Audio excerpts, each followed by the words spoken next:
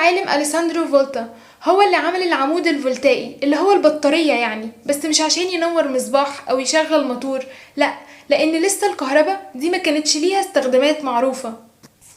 لكن هدفه كان علمي، يثبت ان الكهرباء مش حيوية، مش جاية من أجسام الكائنات، ولكن نقدر نولدها من المعادن. فولتا قال لأ، الضفدع اتحرك مش بسبب كهرباء من جسمه، لكن بسبب تفاعل بين المعادن المختلفة زي الزنك والنحاس اللي كانت بتلمس الضفدع. فقرر يعمل تجربة، جاب شرايح من النحاس والزنك وقطن مبلول بمحلول ملحي بينهم عشان يوصل الكهرباء، والنتيجة الشحنات بدأت تتحرك في السلك. شفت بقى ان احنا اللي عملنا التيار؟ شفت اصلا جه ازاي؟ العلم ده مدهش يا صديقي، واللي وصلنا له خد سنين كتير قوي بيتبني. ودي كانت اول مرة في التاريخ يحصل تيار كهربي مستمر وموجه في سلك. اللي